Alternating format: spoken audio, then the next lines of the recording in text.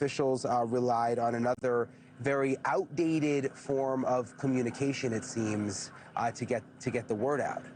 Hey, Brian. Yeah, great reporting out there. And we have been digging into this. And you mentioned it there. So many people have this lingering question as we move through this devastating story. And we are learning now that some of the systems that were in place were simply word of mouth, because these alerts went to cell phones that simply weren't there, as you mentioned. A lot of people did not have cell phones at these camps, so the alerts went to phones that were tucked away somewhere at a bedroom or at a home far, far away. I wanted to read you one of the alerts that went out. The urgent warning said, "Seek higher ground now. Life-threatening flash flooding expected." Again, those went to phones that maybe, didn't have the spotty cell service and weren't there. But we're learning now that upriver camp leaders would warn those downriver camp leaders of the water surge coming their way by word of mouth. What does that mean? We still have to find out what that means. If that means that some of these camp counselors at different upriver would go down by bicycle or somehow get the word of mouth. I mean, that's what is being reported tonight. But a huge question. No sirens, too expensive.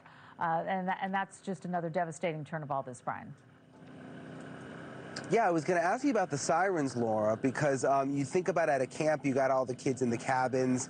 If they had really loud sirens there, you would think that would be enough to at least wake some of them up, some of the counselors up, who could then wake more people up and get everybody moving. Because, again, it's interesting when you hear and you see it for yourself. I mean, you just have to get to higher ground. That isn't always that far away. I mean, it might only be, 100 yards away and you're suddenly out of the floodwater. So what is the deal with the sirens? Have we been able to figure anything out? So unfortunately, right now, as we report tonight, it looks like it all came down to money. Now, Kirk County reportedly does have sirens in some areas, but not near Camp Mystic. Other Texas River counties with systems in place include Kendall and Como County. Decisions are made at the local level. They are not required by federal or state laws, as you mentioned. In 2017, we saw it there on your screen, there was a proposal that was put out that required a lot of money, but it was denied. And a lot of people said, look, by the time some of these systems are in fact granted, and it'll be a 10-year rollout, and some of these systems might be, just too old to be put in place. That's one of the things that we have learned. But again, that $1 million grant was denied, many people feeling that it was just simply too costly. Some of the alerts they felt, some of the sirens that will go off accidentally were reportedly a nuisance to some, but this was voted down. So a lot more questions, and we've been hearing from those local officials in all of these pressers that we've heard. They said, look, we want to get to finding the victims right now. We'll circle back to that later, but this is just a major, major question. And when you hear that it may have all come down to money, a lot more answers need to be made. Yeah, and the lieutenant governor has now said, look, even if the county government could not afford the sirens, we will now step in as a state and pay for sirens, because we now, of course, with everything that happened, realize how important that is. Sure. It's interesting, though, Laura, when we talk about, this was obviously like a historic event in terms of, a once-in-a-lifetime flood event.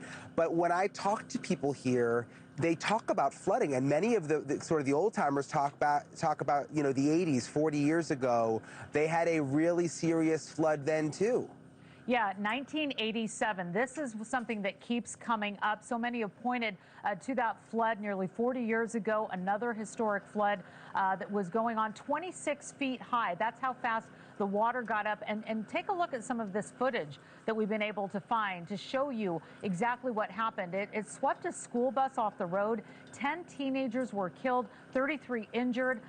So this area has lived through it before, but sirens still aren't in places where they are needed the most. But when you think about it, Brian, so let's say that the sirens did go off, and it's just something that, just a talking point. The sirens go off, let's say at 4 o'clock in the morning. They get those children out of bed. They get them in buses. And then look at what happened here in 1987. Could that have happened again, where you get people on buses and then you've got this flash flood? Then you're dealing with another situation. It just all happens so fast. There's got to be a solution, but many people are saying you need the sirens, you need the alerts, you need the phones, you need all of it to keep people safe. Thank you for watching. Subscribe below and download our NewsNation app right now on your phone, and you will get fact-based, unbiased news for all Americans.